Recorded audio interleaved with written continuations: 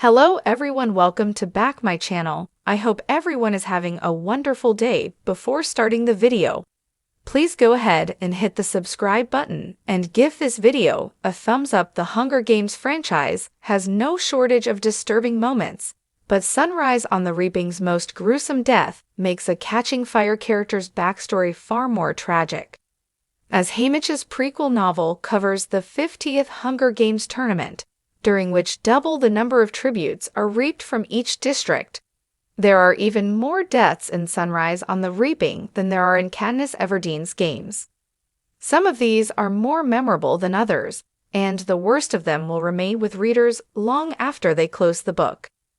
This is because Sunrise on the Reaping's most brutal end affects Haymitch, but it's even more devastating for a prominent character from Katniss' story. It will make readers feel differently when revisiting Catching Fire and Mockingjay, and it offers further insight into their role in the rebellion against the Capitol. Beetee isn't vocal about his motivations or past when he meets Katniss and Peeta, but thanks to his own time in the arena, Haymitch knows all about them. And after Sunrise on the Reaping's ending, they both have something in common: losing loved ones to the Capitol in truly heinous ways. Sunrise on the Reaping reveals that Beetee has a family, and more importantly, a 12-year-old son who participates in Haymitch's Hunger Games. Ampert is forced into the second quarter quell as a punishment for Beetee, who is caught messing with the Capitol's communication systems. President Snow uses Beetee's loved ones against him, just as he does with Haymitch. And the worst part of the whole situation is that Beetee is forced to act as a mentor for his child, knowing that he's likely sending him to his death. Despite Beetee's and Ampert's acceptance of their situation, the latter adds a devastating layer to Beetee's Hunger Games story from the moment he's introduced. After all, readers know that Haymitch wins the second quarter quell, so there's no way Ampert is walking out of the arena. And while it's admirable that Beetee and Ampert attempt to use their punishment to push back against the Capitol, it results in a terrible end for Beetee's son. It will leave readers feeling as bad for him as they do for Haymitch, and that's saying something. After Haymitch and Ampert attempt to break the arena using Beetee's plan, Ampert is targeted and killed. The Capitol sends mutations after him, and Haymitch notes that they seem specifically programmed to focus on Beetee's son and no one else.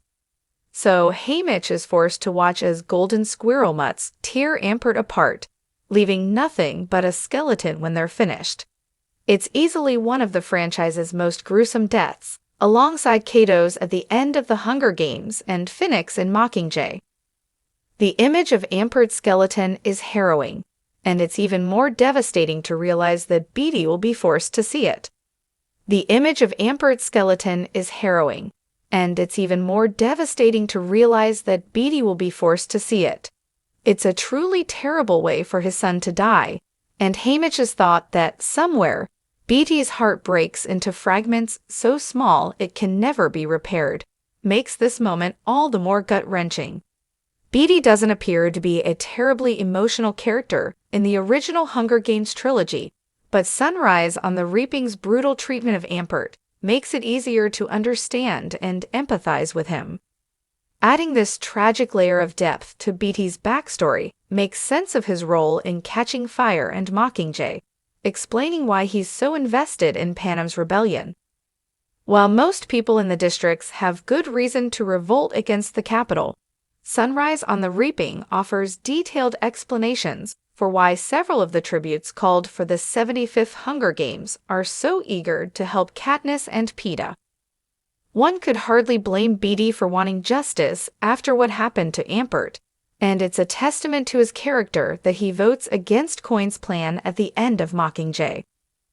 The prequel novel also reveals that Beetee and his wife have another child on the way, and we see no sign of Beetee's family during Katniss' story. While Beetee's second child would be in their 20s by the time the Hunger Games begins, it's very possible that Snow targets the rest of his family after Ampert.